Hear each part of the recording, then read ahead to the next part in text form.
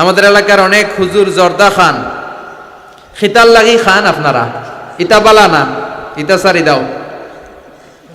জর্দা খাওয়া কি জায়েজ? আপনার মতামত কি? ডক্টর জাকির নায়েকের লেকচার শুনেছিলাম জর্দা তামাক খাওয়া যাবে না, আপনার মতামত জানতে চাই। জি, ডক্টর জাকির নায়েক ঠিকই বলেছেন, জর্দা তামাক খাওয়া যাবে না।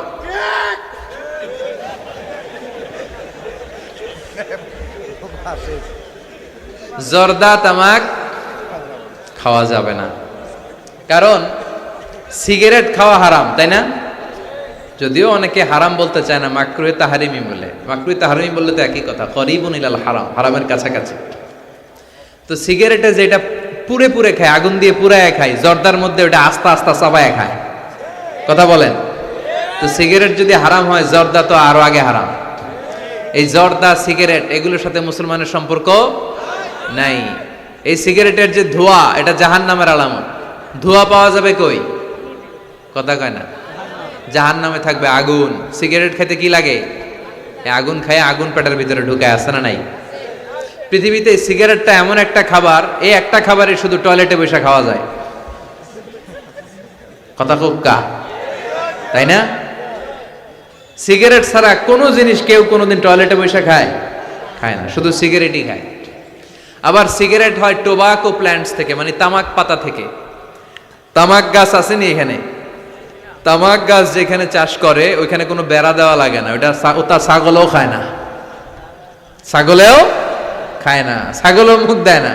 তো যেটা ছাগলে খায় না, ওইটা আশরাফুল মাখলুকাত খেতে পারে? কথা বলেন।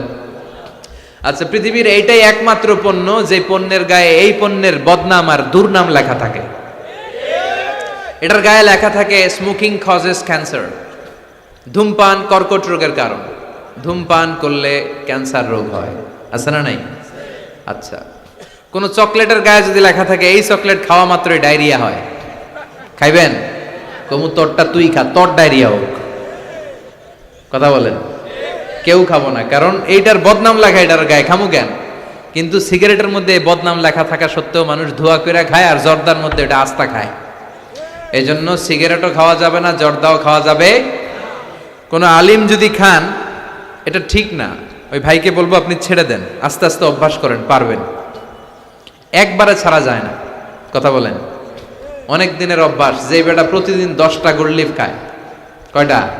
পরে কালকে যদি ছাড়তেই হবে, ওকে আমার মাইরা ফেলান, আমি মরে যাব, তারপরে ছাড়তে পারবো না।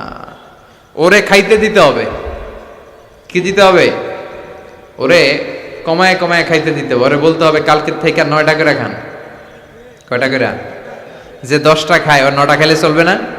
চলবে। পরের সপ্তাহে 8টা করে খান, এরপরের সপ্তাহে 7টা। ওরে খাইতে দিতে হবে কয়েক মাস, তারপরে 5টা, এরপরে 2টা।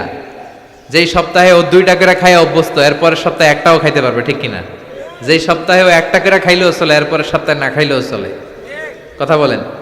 এই যে মদ হারাম হয়েছে গ্রাজুয়ালি, প্রথমে বলছে এটার মধ্যে কিছু উপকার আছে, ক্ষতি আছে, তবে উপকারের চেয়ে ক্ষতি বেশি। ইসমুহুমা আকবারু মিন নাফআইহিমা। সাহাবারা কয় তাইলে তো কমায় দিতে হবে। সাহাবারাও মদ খাইতো, ওমরে ফারুক মদ খেতেন, মদ খাওয়ার রাজা ছিলেন উনি। এরপরে সাইয়েদনা আলী রাদিয়াল্লাহু তাআলা আনহু মদ খেতেন, সব সাহাবারা মদ খেতেন, কারণ তখন এটা জায়েজ ছিল, নিষেধাজ্ঞা আসে নাই।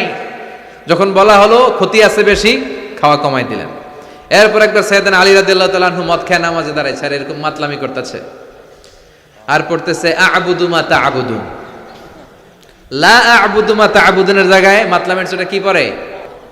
আ'বুদু মা তা'বুদুন। লা আ'বুদু মা তা'বুদুনের অর্থ হলো, কাফিরেরা তোমরা যে মূর্তির পূজা করো আমরা ওটার পূজা করি না। উনি লা বাদ দিলে অর্থ হয়ে গেছে তোমরা যেটার পূজা করো আমরা ওইটারই করি। ভেজাল আছে না নাই? এখন নামাজের পরে সবাই যে ধরছে বিশ্বনবীরে, দেখেন আপনার জামাই কি করছে। তখন আয়াত নাজিল হলো, লা তাকরাবুস সালাতা ওয়া আনতুম সুকারা। মদ খাইও, তবে মদ খাইয়া নামাজে দাঁড়াইও না। তখন 5টা টাইমে মদ খাওয়া নিষেধ হয়ে গেল, কারণ নামাজ কয় ওয়াক্ত? 5 ওয়াক্ত খাইতে পারে না, রাতে ঘুমানোর আগে একটু খায়। এরপরে আল্লাহ ইন্নামাল খামরু ওয়াল মাইসির ওয়াল আনসাব ওয়াল আজলাম রিজসুম মিন আমালি শাইতান ফাজতানিবুহু। এরপর চিরকালের জন্য মদ জু আল্লাহ হারাম করে দিলেন। আল্লাহ একবারে হারাম করলে ভয়ঙ্কর অবস্থা হতো, আল্লাহ ধীরে ধীরে হারাম করলেন। তো যারা এই জর্দা সিগারেট খান তারা আস্তে আস্তে কমাবেন।